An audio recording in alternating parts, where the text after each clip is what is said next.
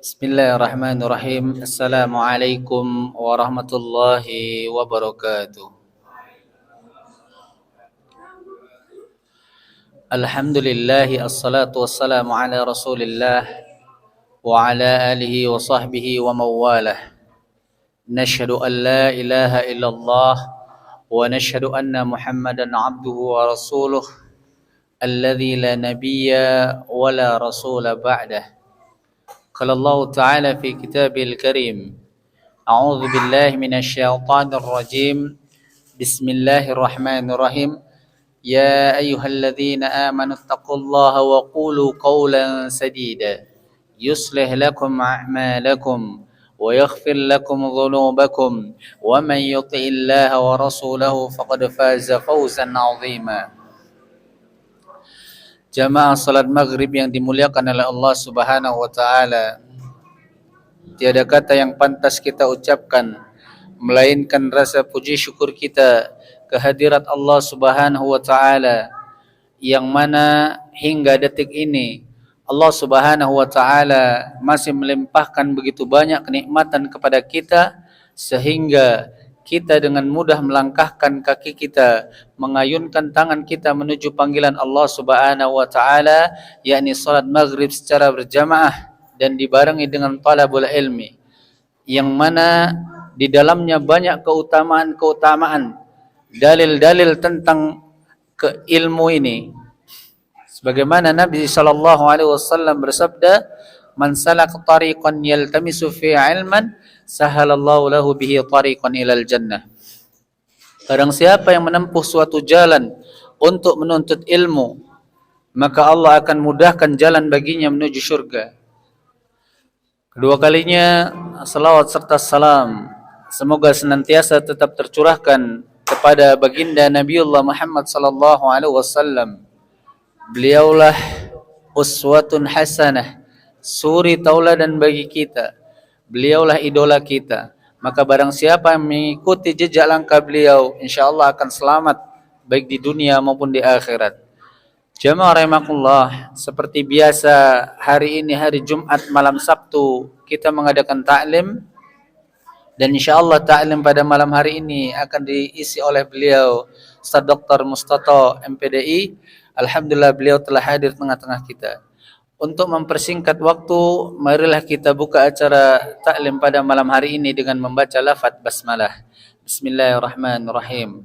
Meningkat acara yang selanjutnya yakni taujihat yang akan disampaikan oleh beliau Ustaz Dr. Mustato MPDI. Kepadanya waktu dan tempat kami persilakan.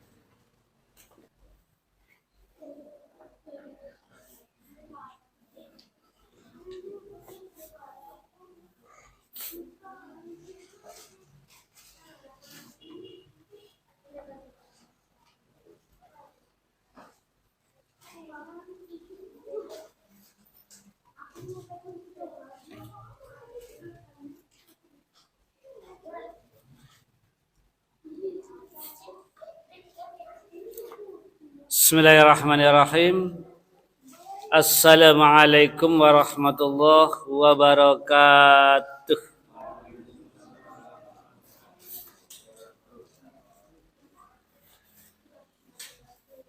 Alhamdulillahilladzi anzala sakinata fi qulubil mu'minin liyazdadu imanan ma'a imanihim.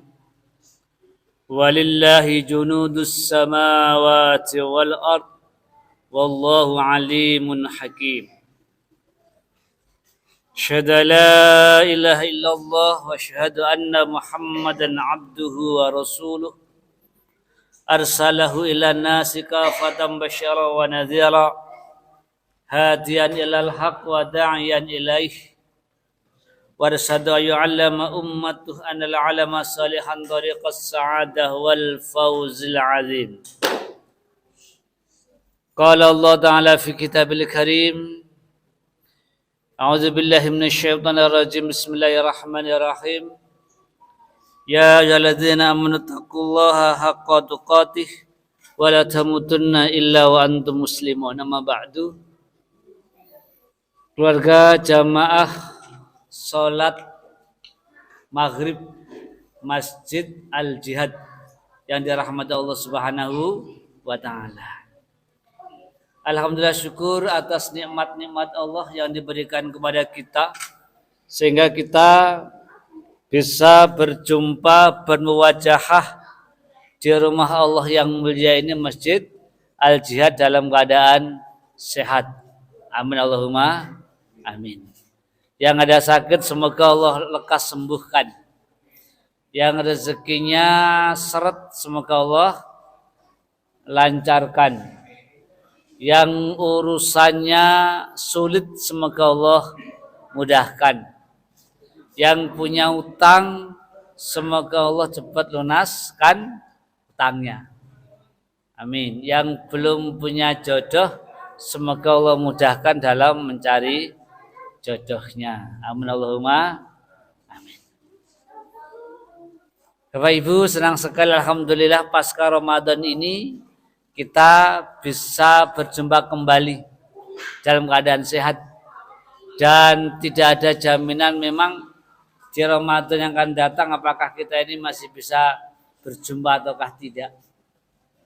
Karena memang beberapa jamaah kita telah dipanggil oleh Allah yang Ramadan kemarin masih bersama kita, sholat bersama kita, sholat tarawih, kemudian Lebaran masih bersama kita, namun qadarullah mereka telah Allah panggil dan Ramadan yang akan datang sudah tidak bersama kita lagi.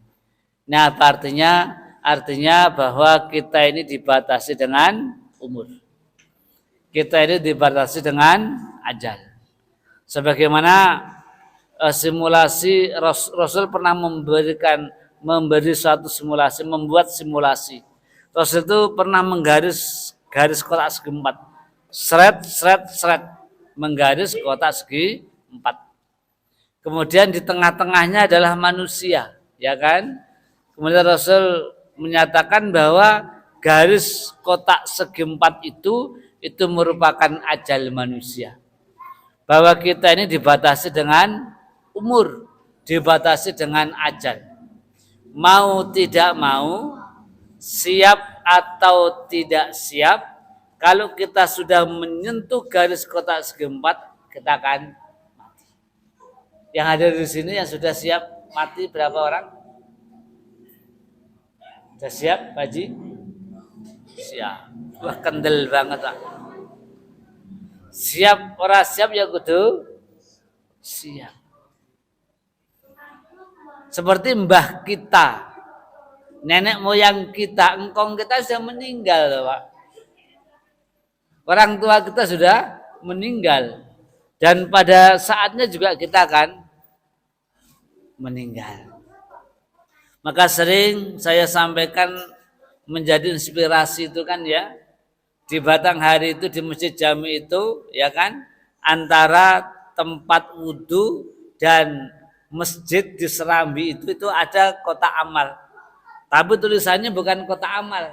Bentuknya bukan kotak amal. Tapi bentuknya adalah keranda jenazah. Tulisannya berbahasa Jawa, kanggo golek sangune mati. Ya Allah, madeg gitu, Pak. Kotak amal bentuknya keranda jenazah, tulisannya kanggo golek sangune mati, untuk mencari bekal hidup. Maka ada pelatihan. Pelatihan itu namanya pelatihan hidup setelah mati. Ini penting sekali karena setelah kematian kita nanti kita akan hidup. Maka kita latih sekarang ini agar dalam kehidupan setelah kematian kita nanti kita mulia di sisi Allah Subhanahu wa taala.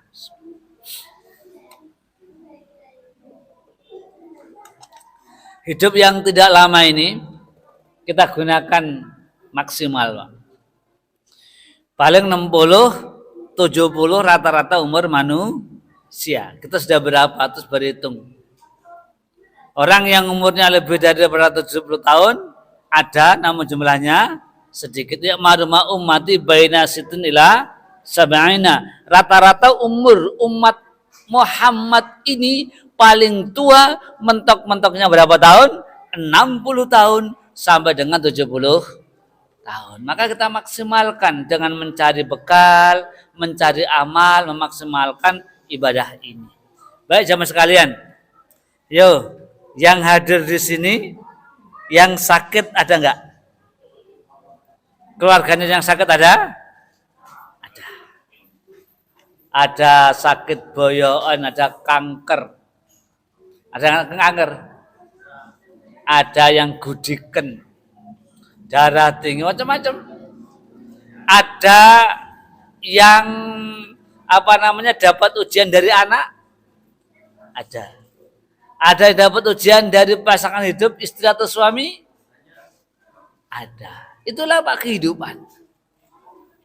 Maka pada kesempatan malam hari ini saya akan awali membacakan firman Allah surat Hud ayat 10. Ya, surat Hud ayat yang sebenarnya kajiannya itu Hud 9 sampai dengan 12. Surat Hud ayat yang ke-9. Wala in azaqnal insana minna rahmatan summa naza'naha minhu innahu la ya'usung kafur.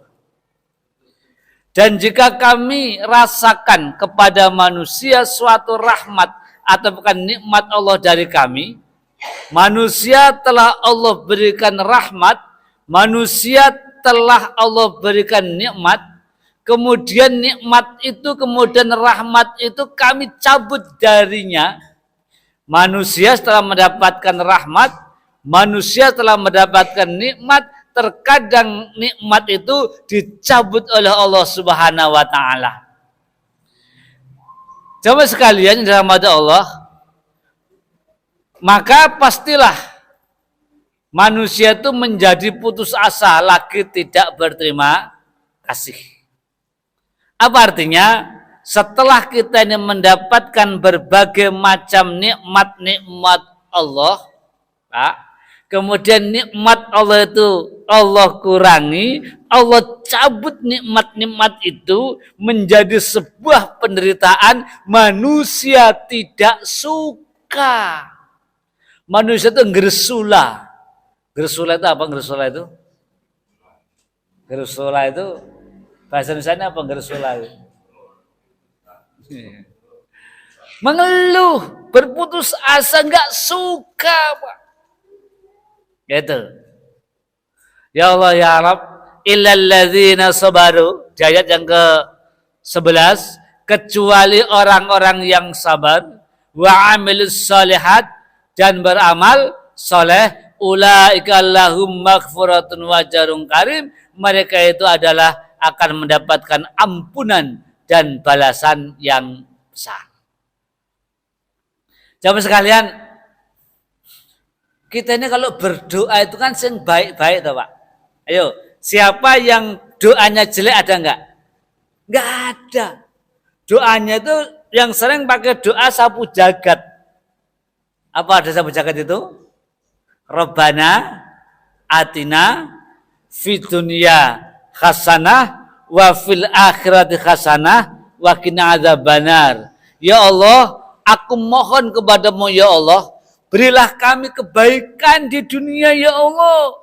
Ya Allah, mohon kepadamu ya Allah, berilah kami kebaikan di akhirat. Dunia baik, akhirat baik. Permohonan kita.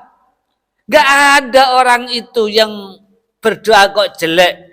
Kita pengennya sehat, pengennya orang duwe utang, pengennya kalau punya istri ya lembut, ya glowing, ya bening, Pak. Menghormati kita orang tua, pengennya punya anak yang soleh, yang menyenangkan orang tua, qurrata ayun, punya rezeki yang halal, yang banyak, yang barokah, punya tetangga yang baik, semua doa-doa kita adalah baik. Tapi lihat kenyataan, Mak. Itulah kadang-kadang manusia. Kenyataannya apa yang kita minta kepada Allah diijabahi nggak seperti apa yang kita minta. Jawabannya terkadang beda dan itulah yang terbaik. Manusia itu kalau mendapatkan kesusahan ngeluh, mendapatkan anak istri tidak baik ngeluh, rezekinya seret mengeluh, banyak utang mengeluh, istri apa namanya? Apa cerewet? Iya, ngomel. Anak kadang-kadang nggak nurut orang tua, rezeki nggak lancar, ngeluh Pak, nggak mau manusia itu. Jelek-jelek itu sakit tuh nggak mau. Kalau boleh ninggal aja nggak mau, mati aja kalau bisa nggak mau. Sakit nggak mau, rezekinya nggak lancar nggak mau, punya utang nggak mau, maunya seperti itu. Padahal kita lihat Pak, kita lihat. Ketika Allah memberikan nikmat itu kita senang. Ingat. Kesenangan itu merupakan nikmat dari Allah. Yang perlu kita ingat ketika Allah berikan nikmat yang kita senang, kita mensyukuri nikmat itu, Allah akan berikan ujian. Antara nikmat dan ujian itu berbanding lurus. Maka jangan galau, jangan menderit, jangan mengeluh kalau kita dapat ujian. Kenapa? Karena Allah telah berikan nikmat. Maknanya apa? Maknanya agar kita senantiasa dalam kebaikan. Kalau bisa kita nih jangan sampai kena sendirian firman Allah. Fabi ayyi ala'i rabbikuma tukadziban. Fabi ayyi ala'i rabbikuma tukadziban. Kan begitu tulang-ulang. Fabi ayyi ala'i rabbikuma tukadziban. Nikmatku yang manakah lagi yang akan kau dustakan. Bahkan nikmat-nikmat Allah itu kalau kita hitung la tuhsuha, kita tidak bisa menghitung. Wa in ta'udu ni'matallahi la tuhsuha. Makanya kan inna a'tainakal kautsar, Allah berikan nikmat kepada kalian begitu banyak. Ingat, ketika Allah berikan nikmat, di situ Allah berikan ujian. Supaya apa? Supaya kita mendapatkan pahala besar. Ketika dapat nikmat kita bersyukur, ketika dapat ujian kita sabar. Sabar ki subur. Contoh Pak, contoh. Istri itu merupakan nikmat. Nikmat enggak Pak Haji istri itu? Nikmat enggak? Pak Haji, nikmat kan istri? Nikmat. Memasakkan kita, memijitin kita, menggosokkan baju kita, menemani kita dalam suka dan duka. Ketika Allah berikan nikmat istri yang membantu kita, mengenakkan, memberikan kenyamanan, Pak, menemani kita suka dalam duka, nanti dari istri ada sesuatu hal yang tidak kita sukai. Kadang-kadang bawel, kadang-kadang ngentutan, kadang-kadang ngorok, kadang-kadang cerewet, kadang-kadang ketus suaranya. Seperti itu.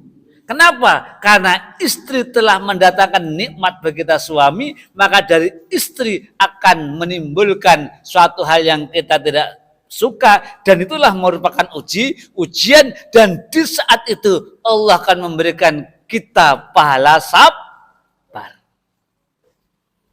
Kita sehat, Pak. Lahir procot sehat, bayi sehat, kecil sehat. Berapa tahun umur kita sehat bisa ke masjid. Ingat, ketika Allah berikan nikmat kesehatan itu, Allah berikan suatu ujian, sakit, pegel, baunya balsem. Ada bau balsem, Pak. Mudah capek, pakai kaca mata, dikurangi nikmatnya itu. Kadang-kadang pendengaran, kadang-kadang giginya, Pak. Duduk sedikit sudah capek. Kemudian sholat aja di kursi roda, kemana-mana didorong. Kenapa? Karena Allah telah berikan kenikmatan namanya sehat, kemudian Allah berikan cobaan, sok sakit, yo batuk, yo flu, yo pegel. Maka kita jangan kaget dan jangan banyak mengeluh, pasrahkan kepada yang mengatur dalam kehidupan ini. Sakit itu biasa. Kenapa? Karena Allah memberikan kenikmatan. Hidup coba Pak. Dulu kita nggak ada. Ya kan? Dulu kita nggak ada. Biasa. Ketika kita nggak ada di bumi Pak, biasa toh Pak? Biasa. Coba sekarang ini kalau yang akan punya anak atau punya cucu kan biasa aja. Kemudian lahirlah seorang jabang bayi, ya biasa dia lahir. Itu kenikmatan. Dan pada suatu saat yang biasa itu lahir di muka bumi nanti akan mati. Dan sebenarnya kematian juga biasa. Lumrah Pak, biasa itu. Kadang-kadang kita mikirkan, ya Allah, kena mati kaya ngopo ya. Jasad kita dipendem. Bayangkan saudara kita Jamal Jihad yang sudah 10-20 tahun yang lalu meninggal, Pak. Bayangkan kalau kita yang meninggal jadi apa? Ya biasa aja sebenarnya, Pak. Pikiran kita nggak bisa menjangkau. Seperti bagaimana kok jantung kita berdetak. Ya nggak tekan pikiran kita. Tanpa kita sadari kok alis kini bisa berkedip sendiri mata kita. Gimana? Ya enggak kejangkau. Gimana cara membuat tanah? Kok bisa meninggikan langit? Gimana caranya? Enggak tekan Pak. Ini ada seriwing-seriwing AC warnanya kayak apa? Gimana mewarnai angin? Bentuknya angin enggak nyampai. Makanya termasuk alam kubur pun kita tidak sampai. Pasrahkan kepada Allah, biasa saja. Allah menciptakan dunia ya biasa seperti ini. Begitu kita lahir, ya kayak begini dari kita kecil nggak tahu, ya seperti biasa saja. Kita masuk ke alam kubur, pikiran kita ya kita nggak ngerti seperti apa, biasa saja. Maka siapkan sangu. Ya kanggo golek sangune mati. Yang orang Padang tahu nggak? Orang Padang tahu nggak kanggo golek sangune mati? Gak ngerti ya karepmu. Waktu tulisan di bahasa Jawa kok yang di Batanghari itu. Baik, jamaah sekalian anak. Kita punya anak berapa? Anak 1, anak 2, anak 3 itu nikmat itu Pak. Anak 4 ada laki-laki ada perempuan. Anak memberikan nikmat kepada kita. Senangnya apa dengan anak itu? Kita pondong, kita timang-timang sampai di gudang-gudang iki anake sopo, iki anake sopo. Bayangkan ini anaknya siapa? Udah tahu anaknya sendiri masih tanya. Dari nikmat yang menyenangkan hati kepada orang tua itu al-malu wal banun. Ya, di ayat yang lain bahwa anak itu menjadikan ujian, Pak. Ya ngentek-entek ya ragat, ya sakit anak kita itu. Kadang-kadang yang beling, kon sekolah yang enggak mau, kon nutup aurat ya tidak mau. Kan kadang-kadang seperti itu anak itu. Enggak semuanya soleh itu. Kon ngaji enggak mau, kon sholat tidak mau. Ya tenangnya biasa saja. Karena Allah berikan nikmat melalui anak kita hanya punya doa dan punya ikhtiar. Semuanya ketentuan dari Allah Subhanahu wa ta'ala. Maka ketika Allah berikan suatu kenikmatan itu berbanding lurus, kemudian akan datang ujian. Supaya apa? Nikmat Allah disyukuri, kalau dapat ujian sing sabar. Wala nabluwannakum bisyai'in minal khawfi wal ju'i wa naqsin minal amwali wal anfusi was samarat. Perintahnya wabashiris sabirin. Kan gitu kan?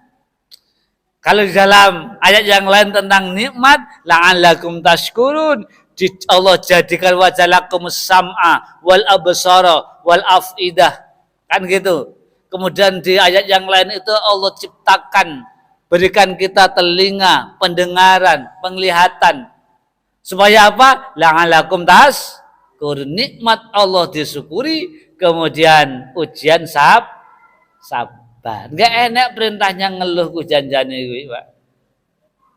Enak itu kalau dapat ujian kon sabar. Maka ajaban li amril mukmin. Sungguh mengherankan, sungguh menakjubkan urusan orang-orang yang beriman itu semuanya khair, semuanya adalah baik. Wong iman kuwi semuanya baik, Pak, orang iman itu, dan itu tidak bisa dilakukan illal mukminin kecuali orang-orang yang beriman. Orang beriman itu kalau mendapatkan nikmat, mendapatkan kebaikan, syakara, mereka bersyukur. Kalau orang yang beriman itu mendapatkan cobaan, dapat musibah, dapat penderitaan, hal-hal yang baik, saudara, mereka bersabar. Itulah baik bagi orang-orang yang beriman. Coba sekalian kita lihat di dalam surat surat Al-Fajr. Fa'ammal insana idza mabtalahu kemana Pak Haji? Fa'akramahu wa na'amahu fayaqulu rabbi akraman. Fa'ammal insana idza mabtalahu faqadara 'alaihi rizqahu fayaqulu rabbi ahanan. Kalla, kan gitu. Manusia itu kalau Allah berikan kebaikan, dia bangga. Oh, Allah itu menyayangiku. Oh, Allah itu memuliakanku. Semua dalam keadaan baik. Anak baik, istri baik, pekerjaan baik, sehat. Wah, nih gua hebat nih. Gua dimuliakan oleh Allah. Allah sayang kepada gua. Kan ngono. Tetapi kalau manusia itu mendapatkan penderitaan, nasib yang tidak baik, apa katakan? Allah itu enggak suka pada saya. Allah itu menghinakanku. Allah kuradil. Kok ya menderita kok yang ini toh, kok ya sakit yang berkepanjangan. Lah kok istriku kok kayak begini, Pak. Dan begitu. Makanya, Pak, pemberian Allah disyukuri. Jalan seperti itu. Ada orang itu yang nggak pede dengan suaranya, Pak. Kalau ngomong, kalau jadi imam, kalau pidato suaranya nggak bagus, nggak genah. Jadi olok-olokan orang banyak, suaranya sengau, suaranya nggak jelas, kidal. Kita syukuri, kenapa? Suara yang seperti itu merupakan pemberian Allah. Kita punya tubuh kadang-kadang gak pede. Ada Suparwono. Terus Suparwono berapa meter itu? Tinggi. Ada lagi kayak orang Kubu, orang Ethiopia, orang Negro, Pak, orang Dayak kayak begitu. Ya, hitam legam, gak pede. Ada yang kecil, Pak, gak pede, gak cantik, gak pede, Pak. Mestinya disyukuri walaupun tubuhnya semacam itu pemberian Allah. Disyukuri, semuanya baik. Kita enggak minta pemberian Allah. Ada yang rambutnya jegrak. Jegrak apa jegrak nih? Rambutnya nantang langit, purien. Ya, ada rambutnya keriting, Pak. Disyukuri, itu pemberian Allah. Ya Allah, kok nasibku jelek banget ya, kawanku ya istrinya itu glowing. Bening lah kok istriku kayak gini, nggak pede, menyesali diri. Jangan, disyukuri, istri itu pemberian Allah, disyukuri, termasuk anak. Jangan iri dengan tetangga. Tetangga itu punya istri 4 jadi orang semua, Pak. Ya kan? Sekolahnya maju, jadi pegawai loh ke anak kita kayak begini ya Allah. Kue lele mau jadi apa? Duh, kamu kan ya Allah syukuri, Pak. Walaupun anak kita enggak sekolah misalnya, anak kita serabutan kerjanya misalnya, disyukuri. Kenapa? Anak itu pemberian Allah, jangan disesali. Gitu. Kalau kita menyesali itu malah sama aja protes kepada Allah Subhanahu wa taala. Kita itu hanya nerima ing pandum, kita itu hanya ndonga, kita hanya punya ikhtiar, kita punya ikhtiar dan doa, tapi ketentuan dari Allah Subhanahu wa taala. Ada beberapa nikmat, Bapak Ibu, nikmat yang harus kita ketahui bahwa ada nikmat itu nikmat fitriyah, Pak. Nikmat fitriyah. Nikmat fitriyah itu yang melekat pada diri kita. Ini fitriyah, nikmat Allah. Seperti tangan, ya walaupun tangan ada yang gede, ada yang kecil kan. Jempol juga ada yang kayak buto terong, Pak. Disyukuri. Itu nikmat dari Allah. Ujuk-ujuk kita lahir juga seperti itu. Kita bayi pun kita nggak ngerti kayak apa kaki kita, wajah kita nggak tahu. Tahu-taunya sudah kita dewasa, kita berpikir kayak gini-gini. Disyukuri. Walaupun tidak ganteng-ganteng amat. Yang paling ganteng siapa di Indonesia ini? Oh. Walaupun gak ganteng-ganteng amat, wajah kita itu pemberian Allah. Itu nikmat, namanya nikmat fitriyah, itu nikmat yang melekat pada diri kita. Kita syukuri, Pak. Kita punya rambut, punya badan kayak seperti ini, diciptakan laki-laki, diciptakan perempuan, punya kaki seperti nikmat Allah. Yang nikmat Allah itu kudu disyukuri. Ya. Kemudian ada lagi nikmat ikhtiariyah. Nikmat ikhtiariyah itu nikmat usaha. Kita syukuri. Kita usaha, rezeki menghasilkan rezeki. Rezeki itu sebenarnya itu karena kebanyakan dari ikhtiar itu, Pak. Itu. Kenapa demikian? Karena ketika Allah menciptakan manusia itu, seorang bapak, seorang ibu sebagai wasilah saja, tapi ruh kita Allah yang meniupkan, kemudian hidup dalam rahim seorang ibu, itu sudah Allah berikan makan itu, melalui plasenta seorang ibu, hidup, tumbuh dan berkembang. Maka ketika Allah menciptakan hambanya itu lengkap satu paket dengan rezeki. Makanya rezeki itu tidak hanya khusus untuk orang yang beriman. Ikhtiar nikmat itu. Walaupun orang non-muslim, orang kafir, orang musyrik, seorang penjahat, Pak. Kalau dia ikhtiarnya baik, secara keilmuannya baik, usianya kaya-kaya mereka itu. Kenapa? Nikmat ikhtiar. Walaupun ibadahnya bagus, dekat kepada Allah, kalau enggak kerja, kalau enggak ikhtiar, rezeki enggak turun dari langit jujuk salabim. Kecuali orang-orang yang digendaki oleh Allah Subhanahu wa ta'ala, seperti Maryam itu. Maryam itu datang sendiri. Coba sekalian yang dirahmati Allah Subhanahu wa ta'ala. Jadi nikmat hasil usaha namanya nikmat ikhtiariyah. Yang kita untuk mendapatkan nikmat ikhtiariyah itu ya harus usaha. Nih, kita syukuri. Kadang-kadang memang apa yang kita usahakan itu enggak sesuai hasilnya dengan apa pikiran kita itu. Maka kalau kita pasrah kepada Allah, itu jalan yang terbaik. Kalau kita selalu hitung-hitungan logika, hitung-hitungan akal, justru terkadang yang terjadi ini banyak melesetnya.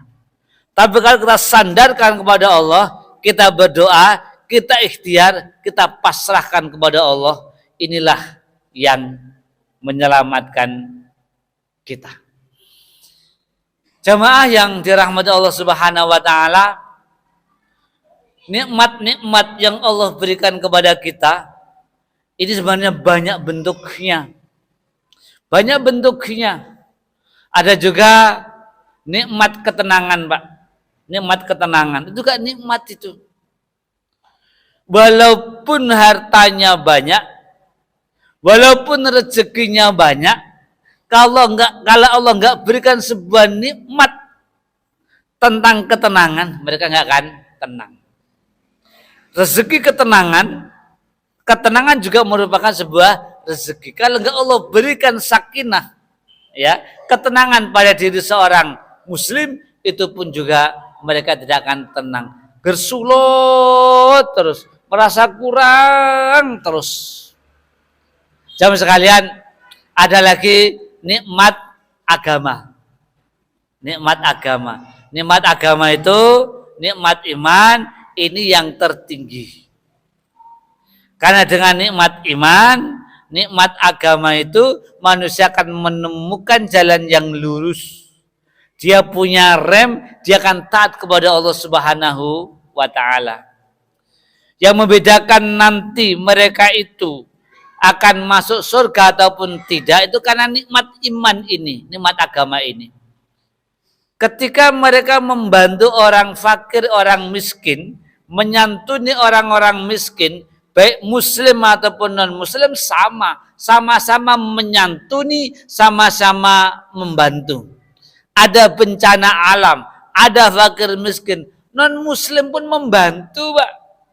Membantu anak yatim, membantu orang yang kena musibah, membantu orang-orang miskin, sama dengan umat Islam. Apa yang membedakan? Kalau mereka membantu orang miskin, membantu orang yang susah itu karena sosial. Kalau umat Islam, kita bersedekah, kita membantu orang yang kesusahan karena iman, mengharapkan pahala dari Allah Subhanahu wa ta'ala. Maka nikmat agama ini sangat penting. Sangat penting. Nikmat hidayah, nikmat petunjuk ini. Kita sampai di sini nih, Pak. Sampai ngaji, meninggalkan rumah, meninggalkan TV mungkin, meninggalkan HP karena nikmat hidayah, nikmat iman. Dan nikmat iman inilah yang nanti yang menyelamatkan kita sampai di akhir hidup kita nanti. Iman ini penting. Kita pupuk nikmat iman ini yang telah melekat pada diri kita. Iman ini membuktikan orang itu taat ataupun tidak taat. Ramadan kemarin, Pak, membuktikan, Pak. Ramadan, lihat Ramadan. Jadi saya itu hari kedua, malam tarawih Ramadan kedua, sudah keluar dari tempat kita, dari masjid. Tugas di tempat yang lain.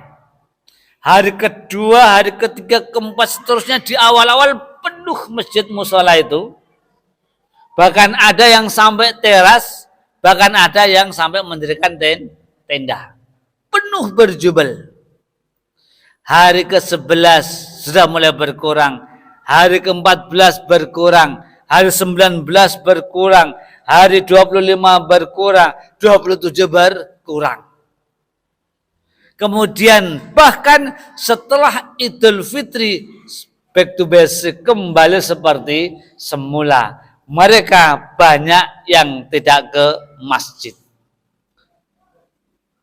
Kenapa di awal begitu banyaknya, di akhir berkurang, bahkan Syawal itu seperti bulan Sya'ban. Itu yang membedakan adalah iman. Mereka ke masjid sampai penuh itu karena ke masjidnya hanya bulan Ramadan. Gitu loh. Sehingga hari sekian sudah berkurang. Hari ke-11, 15, 19 berkurang. Kenapa imannya itu mulai runtuh? Mulai kurang lemah imannya.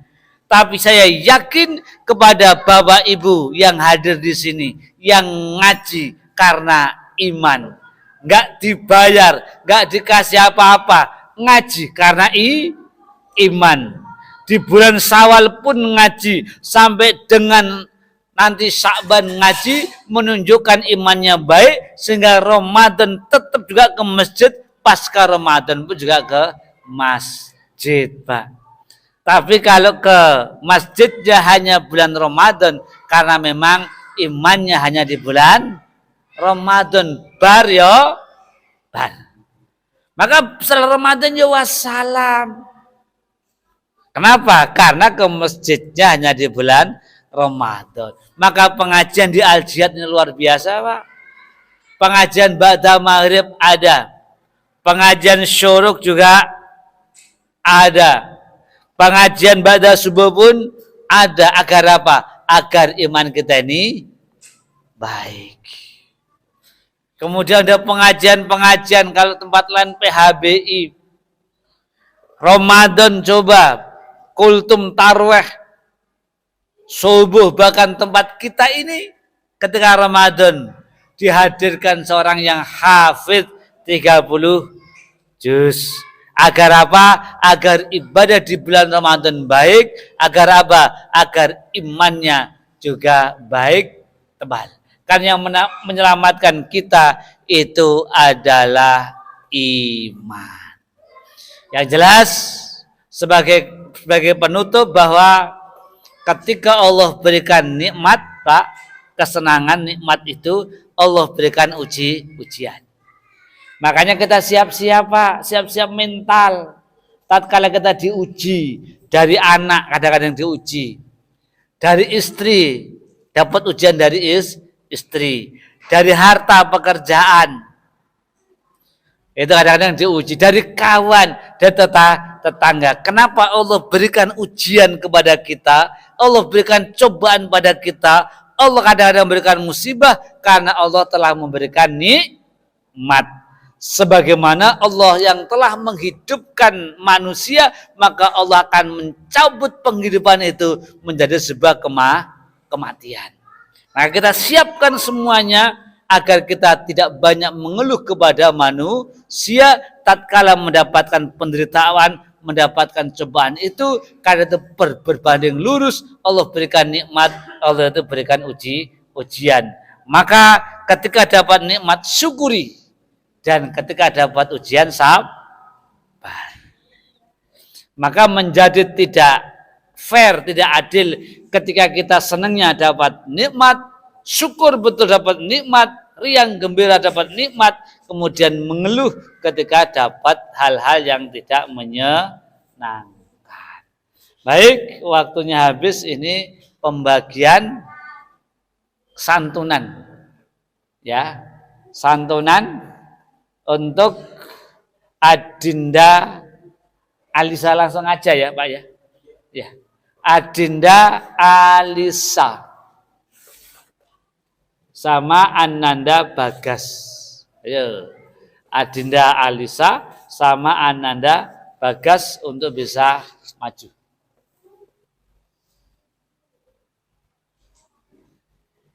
Ini kelas berapa? Kelas 1. Kelas? Oh, ini langsung ya. Ini ya. Oh, ini sama-sama. Nah, karena yang salah ya. Ini untuk Anindrina bisa salaman, nggak apa-apa. Ya, untuk yang salah ya. Alhamdulillah. Insyaallah. Semoga menjadi keluarga ajin, menjadi yang soleh. Amin Allahumma. Ya, silakan kembali. Dan kita yang sudah dewasa ini, Pak, salah satunya harus senantiasa memikirkan tentang anak soleh, kesolehan anak. Kan Rabbi auzi'ni an askura nikmataka allati an'amta alayya wa ala walidayya an a'mala sholihan tardahu fa aslih li fi dzurriyyati, memikirkan kesolehan anak kita. Bagaimana anak kita soleh, karena kalau anak kita soleh itu menjadi pewaris kita penerus perjuangan orang tua, kita sudah ada di alam kubur, kita sudah meninggal, namun perjuangan seorang anak yang soleh itu yang kemudian akan mendatangkan berbagai macam pahala untuk orang tua yang telah meninggal, karena amal soleh seorang anak itu menjadi tabungan bagi orang tua. Maka fa'aslihli fi dzurriyyati, kita pikirkan punya aset anak yang soleh, termasuk moga-moga ananda berdua tadi itu menjadi anak yang soleh dan solehah, menjadi aset untuk kedua orang tuanya, dan kita yang pernah memberikan santunan kepada anak-anak yang anak kita tadi itu, dan semoga Allah berikan kemampuan kita untuk berbagi, bersedekah, beramal, dan itu menjadi investasi kita di akhirat nanti. Terima kasih dan mohon dimaafkan jika ada yang keliru. Hadanallahu wa iyyakum ajma'in. Nasrun minallah wa fathun qarib. Wa basyiril mu'minin. Wassalamualaikum warahmatullahi wabarakatuh.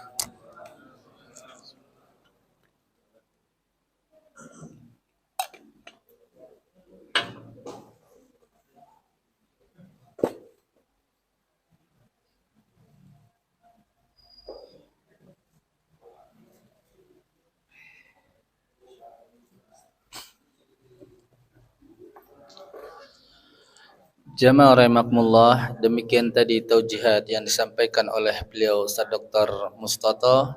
Semoga apa yang beliau sampaikan dapat kita amalkan di dalam kehidupan sehari-hari, sehingga menjadikan kita orang-orang yang beriman, yang apabila diberi nikmat oleh Allah Subhanahu wa taala maka dia bersyukur, dan ketika dia mendapat musibah maka dia menjadi orang-orang yang sabar.